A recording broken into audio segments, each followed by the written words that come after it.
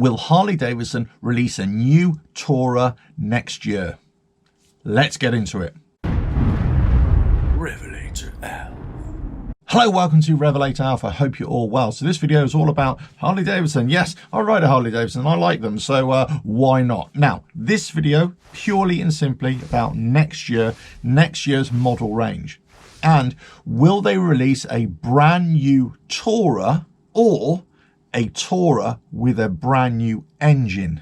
If you watch many of my videos and you read some of the comments, occasionally you'll pick up on some people that are thinking about this now. They're thinking about this on a regular basis.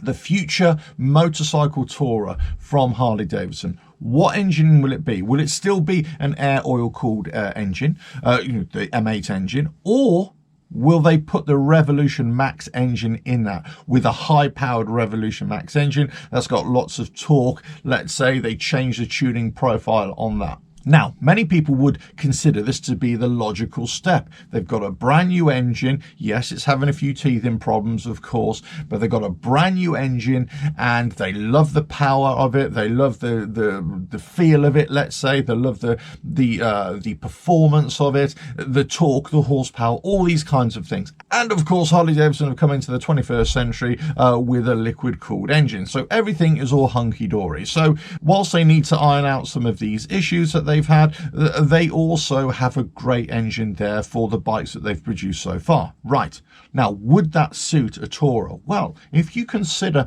motorcycle Tourers of other manufacturers, let's say, then yes, liquid cooled engines, yeah, it's the way to go. You know, you want something that's higher performance, let's say, or higher performing, that can withstand great distances and also different temperature variations. And guess what, you know, it's gonna make that engine run smoother for longer. This is the argument, okay? It's not my argument, but this is the argument.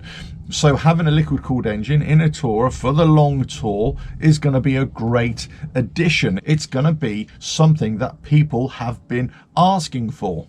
So I can just see it now, a road glide or a street glide or even something else. They call it something else, you know, a rev glide or something, you know, the Revolution glide, whatever. You know, it could just be a touring platform or touring chassis or a brand new touring chassis. That would be an interesting one. A brand new touring chassis where they've upgraded the suspension, put really good, decent suspension on it.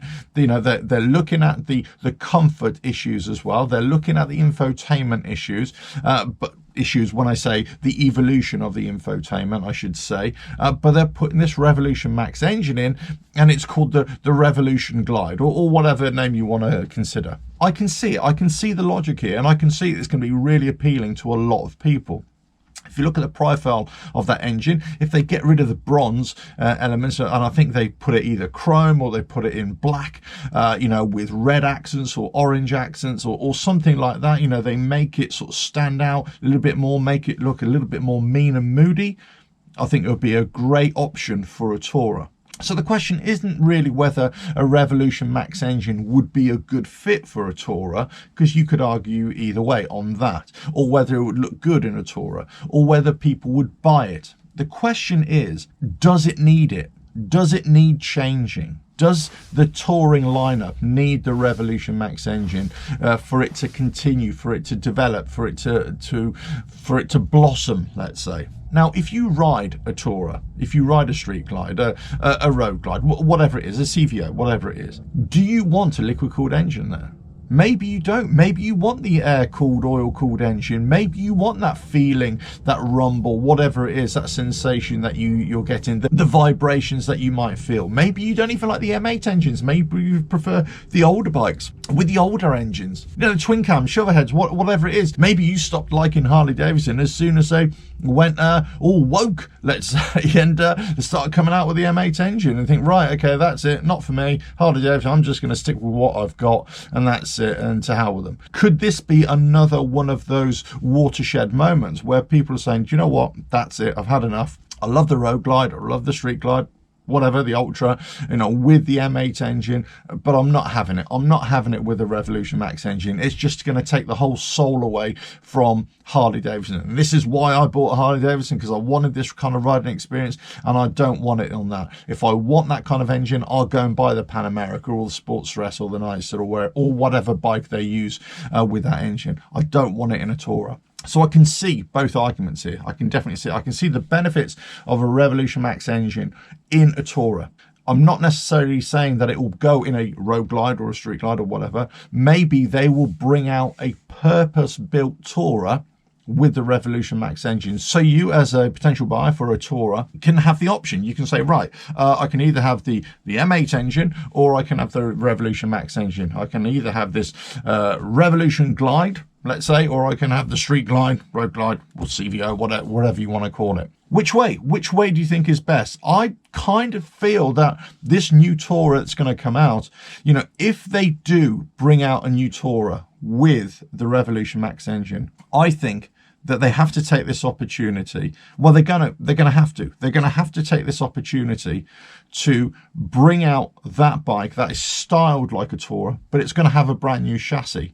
It's going to have a brand new chassis with better suspension, let's say, or upgraded suspension, and you know, the electronics is going to be different. So it may not even be for next year. This could be a 2024 bike, something like that. I certainly think it's coming. I think a lot of you out there kind of feel that it's coming as well, and maybe are even asking for it as well. I'm sure many of you out there are thinking, no, do not want this at all. I just want the M8. I do not want the Revolution Max engine. And I say, I'm either side on this. I really don't know which is best. I can see one for the tradition, I don't want to use that words, but one's for sticking with the air oil cooled engines, or one, actually I can really see the benefits of a brand new style Tourer, you know, so it's not putting the Revolution Max engine in a road glide or street glide. This is coming out with a brand new Tourer, the Revolution Glide, whatever you want to call it. Okay, let us know your thoughts on this. I think it's coming. I think it's coming. Whether it will come next year, really not sure, but I think it's coming within a couple of years. But let us know your thoughts. Don't forget to subscribe, hit that bell, like and share. Check out the website RevelatorAlf.com or the RevolutionGlide.com. No, that's a rubbish name. Ta-da.